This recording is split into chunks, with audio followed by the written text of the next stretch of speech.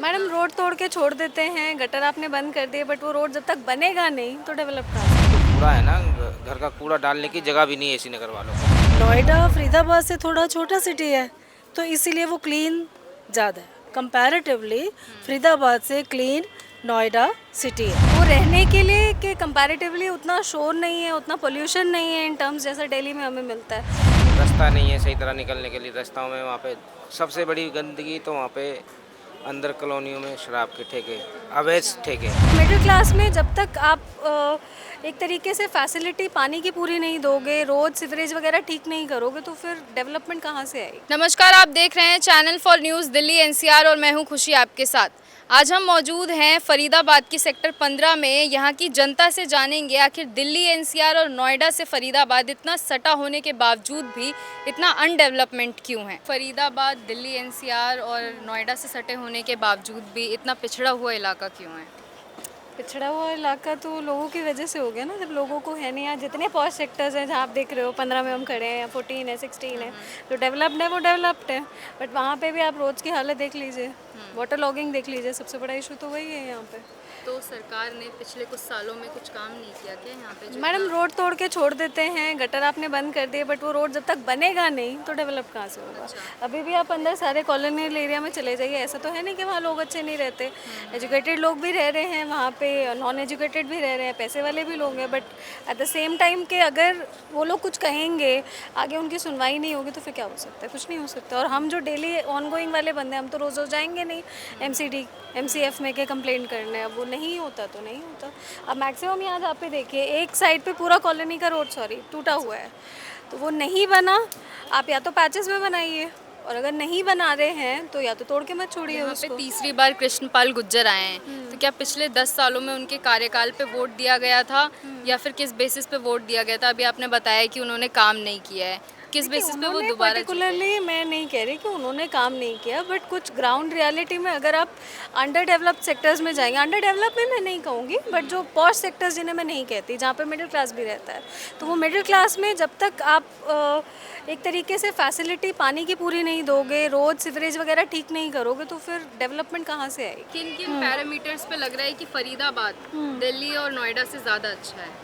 दिल्ली वो और नोएडा सेफ्टी का मामला हो से या फिर सेफ्टी का लगा लो, बट रेजिडेंशियल कॉम्प्लेक्स रेजिडेंशियल के पर्सपेक्टिव से सिर्फ अगर बोलूँ तो रहने के लिए अच्छा है। I am born and brought up here only, तो वो रहने के लिए कि कंपैरेटिवली उतना शोर नहीं है, उतना पोल्यूशन नहीं है इन टर्म्स जैसा दिल्ली में हमें मिलता है, तो उस चीज़ों में ठीक है। और फॉर दैट मैटर अब अगर आप डेली कन्वेंस की अपनी बात करो, तो दिल्ली में लोगों को सिर्फ मेट्रो की आदत है, उसके अलावा अगर जो डेली आपकी नीड्स है, नॉर्मल ग्रॉसरीज है, वेजिटेबल्स है, तो कंपैरेटिवली रेट्स यहाँ पे थोड़े से स्लाइटर डाउन है।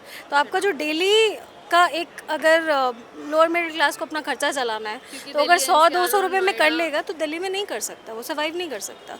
सर, क्या क्या समस्याएं आपके फरीदाबाद इलाके में हैं? हमारे तो अपने एसी नगर की समस्या है जी। हम तो एसी नगर में रहते हैं, तो वहाँ पे गंदगी है बहुत ज़्यादा, रास्ता नहीं है सही तरह निकलने के लिए, रास्ताओं में वहाँ पे सबसे बड़ी गंदगी तो वहाँ पे अंदर कॉलोनियों में शराब के ठेके, अवैध ठेके जो है। अवैध ठेके हैं। हाँ जी। गवर्नमेंट उन पे कोई एक्शन कोई नहीं ले रही पुलिस है? वालों चले जाते हैं, फिर छोड़ देते हैं उनको, तो उनका चलता रहता है ये।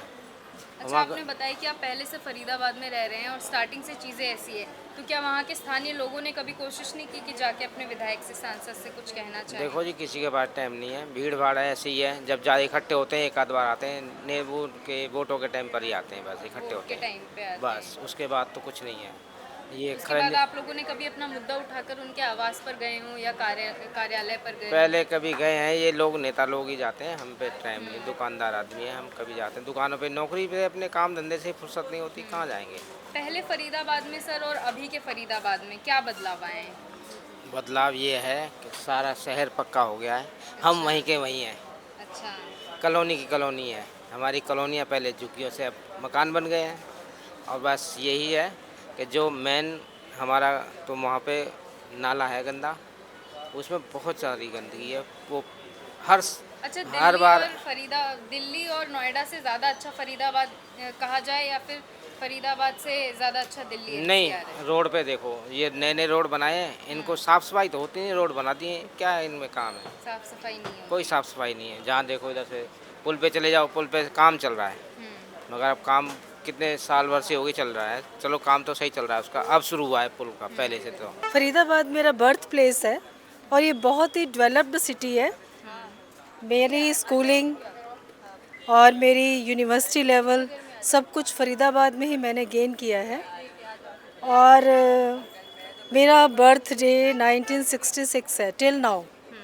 क्या क्या चेंजेस मैम आपने देखे तब से अब तक? देखो ये है तो एक बहुत ही डेवलप्ड सिटी है।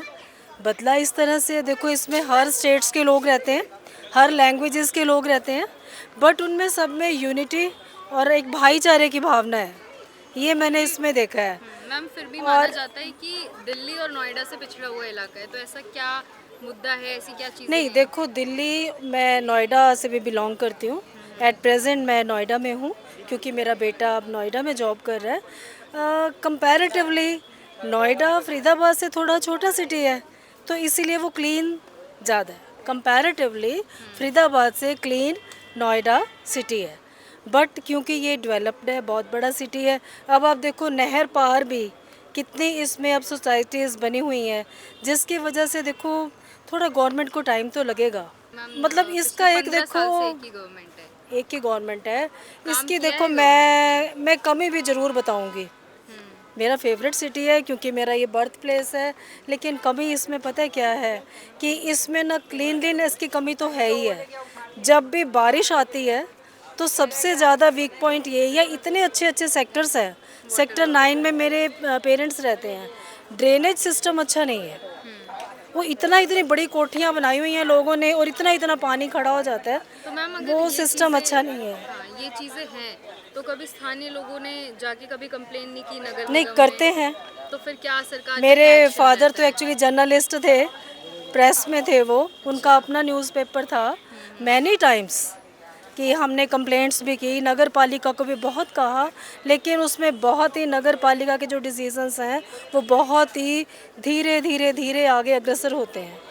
उसमें कमी है, इसमें बदलाव आना चाहिए।